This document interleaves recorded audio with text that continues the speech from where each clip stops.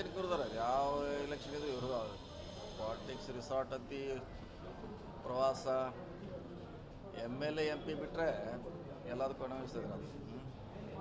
ಈಗ 7 ಕ್ಷೇತ್ರದಲ್ಲಿ ಅಭ್ಯರ್ಥಿ ಗೆಲ್ಲಬೇಕು, ಮತ್ತೆ ಈಗ ನೀವೇ ನಿರ್ಣಾಯಕರಾಗುತ್ತೆ. ಅದ್ರ ಗೆಲ್ತಾರೆ, ಸುಮಾರಾಗಿ ಗೆಲ್ತಾರೆ, ಅದ್ರ ಪ್ರಶ್ನೆ ಇಲ್ಲ. ಅವರು ಕೂಡ ಅವ್ರೇನೋ ಡಿಸಿಷನ್ ತೊಗೊಂಡ್ರೆ ನಾವು ಒಟ್ಟಿಗೆ ಇರೋಣ, ಒಟ್ಟಿಗೆ ಹೋಗೋಣ ಅಂತ ಹೋಗಿದ್ದಾರೆ ಅಷ್ಟೇ. ಸರ್, ಒಂದು ಕನ್ಫ್ಯೂಷನ್ ಇರೋದು ಕಿತ್ತೂರು ಒಂದೇ ಸರಿಗೆ. ಅಲ್ಲಿ ಬಾಲಚಂದ್ರ ಜಾರಕಿಹೊಳಿ ಅವರು ಪೆನಲ್, ಅದು ಇಲೆಕ್ಷನ್ ಆಗೋದೇ ಬಾಬಾ ಸಾಹೇಬ್ ಪಾಟೀಲ್ ಅವರು ನಮ್ಮ ಲೀಡರ್ ಒಬ್ಬರೇ ಸತೀಶ್ ಜಾರಕಿಹೊಳಿ ಅವರು ಅಂತಿದ್ದಾರೆ. ಈಗ ಅವ್ರು ಯಾರು ಹೆಚ್ಚು ಪ್ರೀತಿದಾರ ಮತ್ತಾರ ಅವ್ರು ಗೆಲ್ತಾರಷ್ಟೇ. ನಾವು ಈಗ ಚುನಾವಣೆ ಇರೋದು, ಯಾಕೆ ಮತದಾರ ಫಿಕ್ಸ್ ನಿರ್ಧಾರ ಅವ್ರು ಮಾಡಬೇಕು. ಸೊ ಏನಿದ್ರೆ ನಾವು ಕಾಯಬೇಕು. ಯಾರು ಗೆದ್ರು ನಿಮ್ಮವ್ರ ಹೆಸರು. ಕೆಲವು ಕಡೆ ಹಾಗೆ ಇದೆ, ಏನು ಮಾಡ್ಲಿಕ್ಕೆ ಆಗೋಲ್ಲ. ಎರಡೂ ನಮ್ಮದು ಇದೆ, ಕೆಲವು ಕಡೆ ವಿರೋಧಿಗಳಾದ್ರೆ ಎಲ್ಲ ನಮ್ಮನೇ ಇದೆ, ಮಿಕ್ಸ್ ಇದೆ ಅದರಲ್ಲಿ. ಎಲ್ಲರೂ ಏನಂತಂದ್ರೆ ಈಗ ನಿಮ್ಮ ವಿರುದ್ಧ ಅಪಪ್ರಚಾರ ಮಾಡ್ತಾ ಇದ್ದಾರೆ, ಲಿಂಗಾಯತರನ್ನ ಹೊಡೆದಾಡ್ತಾ ಇದ್ದಾರೆ. ಯಾರು ಹೇಳಿದ್ರೆ ಯಾರು ಅವ್ರ ಹೆಸರು ಫೇಸ್ಬುಕ್ನಲ್ಲಿ ಹಾಗೆ ಚರ್ಚೆ ಆಗಿ ಉತ್ತರ ಕೊಡ್ಲಿಕ್ಕೆ ಆಗಲ್ಲ. ಅವ್ರ ಚರ್ಚೆ ದಿವಸ ಅದಕ್ಕೇನಾದ್ರೆ ಟ್ಯಾಕ್ಸ್ ಇಲ್ಲ, GST ಇಲ್ಲ, ಅದಕ್ಕೆ ಇನ್ಕಮ್ ಟ್ಯಾಕ್ಸು ಇಲ್ಲ, ಅದಕ್ಕೆಲ್ಲ ಉತ್ತರ ಕೊಡ್ಲಿಕ್ಕೆ ಆಗಲ್ಲ. ಅದೆಲ್ಲ ಹೇಳೋರು ಅಷ್ಟೇ, ಅದಕ್ಕೆಲ್ಲ ಉತ್ತರ ಕೊಡೋಕ್ಕಾಗಲ್ಲ. ಈಗ ಕ್ರಾಸ್ ವೋಟಿಂಗ್ ಭಯ ಕಾಡ್ತಾ ಇದೆ ಅಭ್ಯರ್ಥಿಗಳಿಗೆ. ಸೋಲಿನ ಭಯ ಕಾಡ್ತಾ ಇದೆ, ಯಾಕಂದ್ರೆ ಅವ್ರ ಜೊತೆ ಹೋಗ್ಬೋದು. ಎಲ್ಲರಿಗೂ ಸೋಲಿನ ಭಯ ಇದ್ದೇ ಇರ್ತದೆ. ಸೋಲಿಗಿಂತ ಭಯ ಇದ್ರೆ ಗೆಲ್ಲಲಿಕ್ಕೆ ಆಗ್ತದೆ. ಭಯ ಇರಬೇಕಲ್ಲ, ಭಯ ಇರ್ತೈತಿ. ಅತ್ಯಂತ ಹೆಚ್ಚು ಲೀಡ್ನಿಂದ ಗೆಲ್ತಾರೆ ಅವರು, ಪ್ರಶ್ನೆ ಇಲ್ಲ. ಒಂದೊಂದು ವೋಟ್ ಕೂಡ ಕ್ರಾಸ್ ವೋಟಿಂಗ್ ಅದು ಬಹಳ ಪರಿಣಾಮ ಆಗುತ್ತೆ. ಎಲ್ಲ ಚುನಾವಣೆ ಎಲ್ಲ ಹಾಗೆ ಆಗ್ತದೆ. ಕ್ರಾಸ್ ವೋಟಿಂಗ್ ಆಗೋಲ್ಲ ಅಂತ ನಾವು ಹೇಳಲ್ಲ. ಎಲ್ಲ ಕಡೆ ಇದು ಚುನಾವಣೆಯಲ್ಲಿ ಆಗ್ತದೆ, ಹಾಗೆ ಆಗ್ತದೆ. ಮೊದಲಿಂದ ಅದು ಪದ್ಧತಿ ಇದೆ. ಈ ಕಡೆ ಹೋದ್ರೆ ಆ ಕಡೆ ಆಗ್ತಾರೆ, ಆ ಕಡೆ ಈ ಕಡೆ ಆಗ್ತಾರೆ. ಹುಕ್ಕೇರಿ ಮತ್ತು ಕ್ಷೇತ್ರ ಯಾವ ಕ್ರಾಸ್ ವೋಟಿಂಗ್ ನಿರೀಕ್ಷೆ ಮಾಡ್ತಾರೆ? ಎಲ್ಲ ಕಡೆ ಆಗ್ತದೆ. ಎಲ್ಲ ನಿಪ್ಪಾಣಿಲಿ ಆಗ್ಬೋದು, ಹುಕ್ಕೇರಿಲಿ ಆಗ್ಬೋದು, ರಾಮದುರ್ಗದಲ್ಲಿ ಆಗ್ತದೆ, ಬೇರೆ ಕಡೆ ಎಲ್ಲ ಕಡೆ ಆಗ್ತದೆ. ಅದೇನು ಹೊಸದೇನು ನೋಡಿದಿಲ್ಲ ಅಂತ ಚುನಾವಣೆ. ಕಾಗವಾಡ ಕ್ಷೇತ್ರಕ್ಕೆ ರಾಜು ಕಾಗೆ ಅವ್ರಿಗೆ ಸಂಬಂಧಪಟ್ಟಂಗೆ ನೀವು ಕೂಡ ಮನವೊಲಿಸಿದ್ರಿ. ಕಿತ್ತೂರಲ್ಲಿ ಆ ಥರ ಇಲ್ಲ, ಕಿತ್ತೂರಲ್ಲಿ ಆಗೋಲ್ಲ, ಹೇಳಿಲ್ಲ. ಕೆಲವಂತಿ ಏನು ಮಾಡ್ಲಿಕ್ಕೆ ಆಗಲ್ಲ. ಚುನಾವಣೆ ಆಗ್ತದೆ, ಮುಂಚೆನೇ ಹೇಳಿದ್ವಿ ನಾವು. ಕೆಲವು ಕಡೆ ಅನಿವಾರ್ಯ ಚುನಾವಣೆ ಆಗ್ತದೆ. ಯಾರಿಗೆ ಹೆಚ್ಚು ಆಶೀರ್ವಾದ ಇದ್ರೆ ಅವ್ರು ಆರಿಸ್ಕೊಡ್ತಾರೆ ಅಷ್ಟೇ. ಪ್ರಚಾರ ಏನಿಲ್ಲ. ಅವ್ರವ್ರು ಯಾರಿಗೆ ಡೆಲಿಗೇಟ್ ತೊಗೊಂಡಾರ, ಅವ್ರು ಯಾರಿಗೂ ಹಾಕ್ಬೇಕಂತ ಅವ್ರು ನಿರ್ಧಾರ ಮಾಡೋದು. ಆ ಥರ ಏನು ಪ್ರಚಾರ ಮಾಡೋವಂಥದ್ದು ಏನು ಅಲ್ಲಿ ಅವಶ್ಯಕತೆ ಇಲ್ಲ. ಅದೇನೆಲ್ಲ ನೋಡಿ ಪ್ರಯತ್ನ ಮಾಡ್ತೀವಿ ಅಷ್ಟೇ. ರಾಮದುರ್ಗ ಕ್ಷೇತ್ರಕ್ಕೆ ಅಶೋಕ್ ಪಟ್ಟಣ್ ಅವ್ರಿಗೆ ಪಾಪ ಸೋಲಿನ ಭಯ ಕಂಡು ಇರಬೇಕಾಯ್ತು. ಇದ್ರೆ ಅವರೇ ಗೆಲ್ತೀರಿ, ಇದ್ರೆ ಏನು ಮಾಡೋದು ಅವ್ರನ್ನ. ಮಂತ್ರಿ ಆಗೋಕೆ ನನಗೆ ಅಡ್ಡ ಬಂತು. DCC ಬ್ಯಾಂಕಲ್ಲಿ ಸೋತನೆ ಅಂತ ಹೇಳಿದ್ರೆ ನನಗೆ ಮಂತ್ರಿಗಳಿಗೆ ನಾಮಪತ್ರ ಮಧ್ಯಾಹ್ನ ತಮ್ಮ ಭೇಟಿ ಆದ್ರೆ ನಾವು ಹೇಳಿದ್ವಿ ಇರಲಿ 19 ತಾರೀಕು ಡಿಸಿಷನ್ ಮಾಡೋ ಅಂತ ಹೇಳಿದ್ವಿ ನಾವು. ಅವರು ಕೂಡ ಯಾಕೋ ಅವರು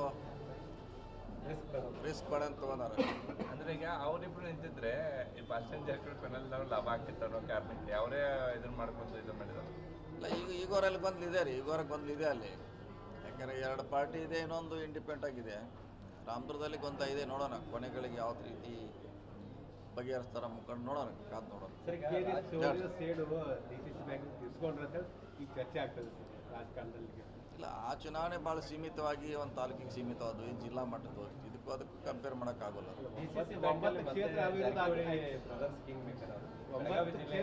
ಆಗೋದಂದ್ರೆ ಇಲ್ಲ, ಮುಂಚೆಯಿಂದ ಕೂಡ ಸಹಕಾರ ರಂಗದಲ್ಲಿ ಕೂಡ ಇದೆ, KMF ಇದೆ, ಬೇರೆ ಬೇರೆ ಸಂಘ ಸಂಸ್ಥೆಗಳಲ್ಲಿದೆ.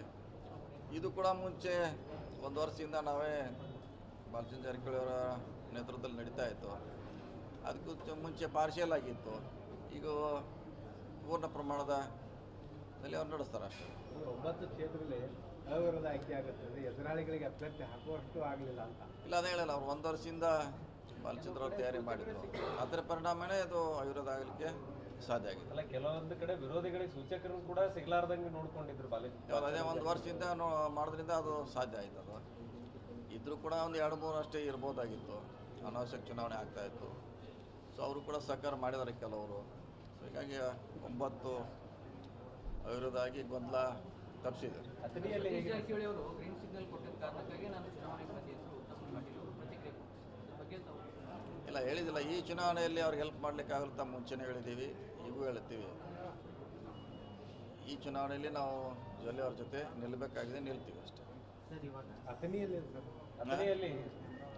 ಹತ್ತನೆಯಲ್ಲಿ ಚುನಾವಣೆ ಆಗ್ತದೆ, ಅದಕ್ಕೆ ನೋಡಬೇಕಾದ ಅಲ್ಲಿ ವಸ್ತುಸ್ಥಿತಿ ಅದ್ರ ಬಗ್ಗೆ ನಾವು ಹೆಚ್ಚು ಗಮನ ಕೊಟ್ಟಿಲ್ಲ, ನೋಡೋಣ ಅದು.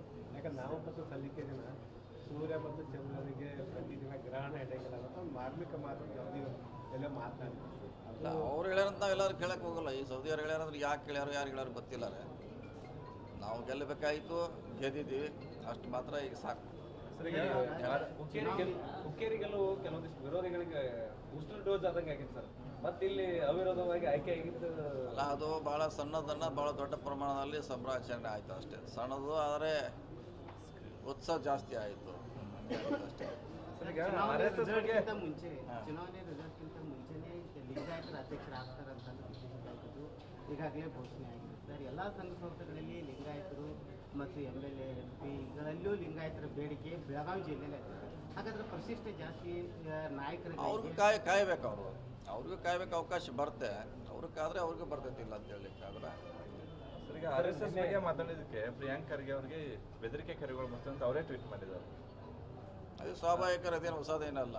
ಇಂಥ ಸನ್ನಿವೇಶದಲ್ಲಿ ಈಗೆಲ್ಲ ಬೆದರಿಕೆ ವಾಟ್ಸಪ್ನಲ್ಲಿ ಬರೋದು ಇದೆಲ್ಲ ಸ್ವಾಭಾವಿಕ.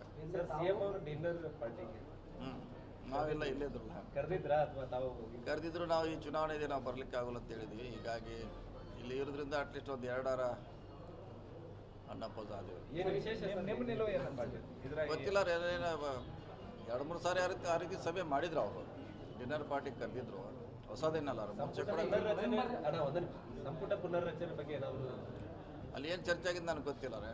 ಈಗ ಅವ್ರು ಏನು ಮಾತಾಡಿದ್ರು, ಏನು ಚರ್ಚೆ ಆಗಿದ್ದು ಗೊತ್ತಿಲ್ಲ. ಸೊ ಹೋದ್ಮೇಲೆ ಚರ್ಚೆ ಮಾಡೋಣ. ಬದಲಾವಣೆ ಆಗ್ಬೋದು ಸರ್. ಸಚಿವರು ಕೆಲವೊಂದಿಷ್ಟು ಜನರನ್ನ ಬದಲಾವಣೆ ಮಾಡಬೇಕು. ಇಲ್ಲ, ಅದೆಲ್ಲ ಗೊತ್ತಿಲ್ಲ. CM ಅವ್ರು ಹೇಳ್ಯಾರಲ್ಲ ಭಾಳ ಸ್ಪಷ್ಟವಾಗಿ, ಇವತ್ತು ಬಂದಿದೆ ಅವರ ಸ್ಟೇಟ್ಮೆಂಟು. ಸೊ ಅದನ್ನು ಕಾದು ನೋಡೋಣ. ಹೇಳ್ರಿ ಸರ್, ಈಗ ಬಹಳಷ್ಟು ಮಳೆಯಿಂದ ರಸ್ತೆಗಳು ಹಾಳಾಗಿದೆ. ನಾವು ಇವತ್ತು ಭೇಟಿ ಕೊಡ್ತಾ ಇದ್ದೀವಿ ಬೇರೆ ಬೇರೆ ಭಾಗಗಳಿಂದ. ವಿಶೇಷವಾಗಿ ಸರ್ಕಾರದಿಂದ ಏನಾದರೂ ವಿಶೇಷ ಪ್ಯಾಕೇಜ್, ಯಾಕಂದ್ರೆ ಈ ಬಾರಿ ಅತಿ ಹೆಚ್ಚು ಮಳೆ ಆಗಿರುವಂಥದ್ದು, ಆ ರಸ್ತೆ ನಿರ್ಮಾಣಕ್ಕೆ ಸಂಬಂಧಪಟ್ಟಂತೆ ವಿಶೇಷವಾದಂಥ ಅನುದಾನ ಈಗೇನು ತಗ್ಗುಗುಂಡಿ ಬಿದ್ದಿದ್ರೆ ಆಲ್ರೆಡಿ ಟೆಂಡರ್ ಆಗಿದೆ. ಅವ್ರವ್ರ ದೀಪಾವಳಿ ನಂತರ ಕೆಲಸ ಪ್ರಾರಂಭ ವಾಡಿಕೆ ಅಂತ 22 ನಂತರ ಅವ್ರ ಪ್ಲ್ಯಾಂಟ್ ಎಲ್ಲ ಸ್ಟಾರ್ಟ್ ಮಾಡ್ತಾರೆ. ಅಲ್ಲಿಂದನೇ ಅವ್ರಿಗೆ ಕೆಲಸ ಪ್ರಾರಂಭ. ಆದರೆ 22ರಿಂದ ಹೆಚ್ಚು ಕಮ್ಮಿ 1-1.5 ತಿಂಗಳಲ್ಲಿ ಡಿಸೆಂಬರ್ ಎಂಡ್ ಒಳಗೆ ಎಲ್ಲ ರಸ್ತೆಗಳನ್ನು ಸರಿ ಮಾಡ್ತೀವಿ. ವಿಶೇಷವಾದಂಥ ಪ್ಯಾಕೇಜ್ ಏನಾದರೂ ಕೇಳಿದ್ರೆ? ಇಲ್ಲ, ಅದಕ್ಕೆ ದುಡ್ಡು ಇದೆ, ದುಡ್ಡು ಕೊಟ್ಟಿದ್ದೀವಿ ಆಲ್ರೆಡಿ. ನಮ್ಮ ಕಡೆ ದುಡ್ಡಿದೆ, ಇನ್ನೂ ಬೇಕಾದ್ರೆ ಕೇಳಿದ್ರೆ ಮತ್ತೆ ಕೊಡ್ತೀವಿ. ಆದರೆ ಗುಂಡಿ ತುಂಬೋದು ಪ್ರಿಯಾರಿಟಿ ಫಸ್ಟ್. ಸರ್, ಬೆಳಗಾವಿ ಅಧಿವೇಶನ ನವೆಂಬರ್ ಅಥವಾ ಡಿಸೆಂಬರ್? ಈಗಾಗಲೇ ಹೇಳಿದ್ರೆ ಡಿಸೆಂಬರ್ 8ರಿಂದ 10 ದಿವಸ ಪ್ರಾರಂಭ ಆಗ್ತದೆ.